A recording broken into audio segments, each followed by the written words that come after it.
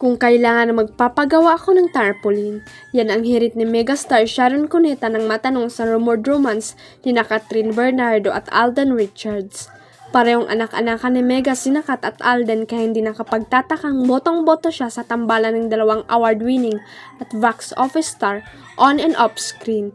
Marami ang naniniwala na may something special lang namamagitan sa pagitan ni Alden at Catherine pero ayaw lang daw nila itong ipangalandakan sa publiko para hindi manega at maudlot. Oo naman, sagot ni Sharon nang matanong ni MJ Felipe about Kat din.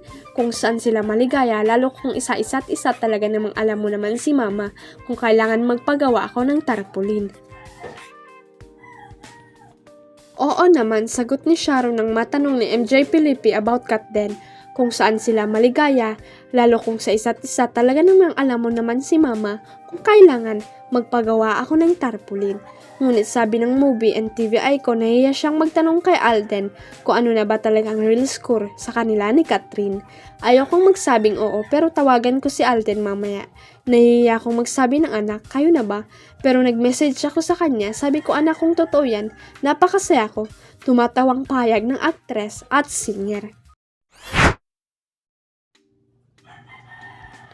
Tila naging suki na sa pagiging host ang kapuso aktres na si Gabby Garcia pagdating sa malalaking national pageant. Sa loob naman ng isang buwan siya ang napiling mag-go sa Miss Universe Philippines at Miss Manila. Nakasama nga niya riyan sina 2022 Miss Universe Arboni Gabriel at 2018 Miss Universe Catriona Gray. Grabe, it was too surreal. Nakakatuwa nga kahit ako parang ang tapang ko naman diba? I'm hosting with Miss Universe, sabi ni Gabby sa interview ng Enquirer pagkatapos ng Miss Manila pageant na ginanap sa Manila Metropolitan Theater. Aminado rin ang aktres na nag-enjoy siyang kasama ang dalawang international beauty queens. It's so fun. Everybody has the same wavelength, everybody has the same connection, and they're just really beautiful inside and out. So it was easy to banter with them, wika niya. Kasunod niyan ibinunyag na tinulungan siya ng King of Talk na si Boy Abonda upang paghandaan ng hosting stint sa mga nakaraang pageant. Is really my mentor for hosting now. I'm learning a lot from him. Sambit ni Gabby.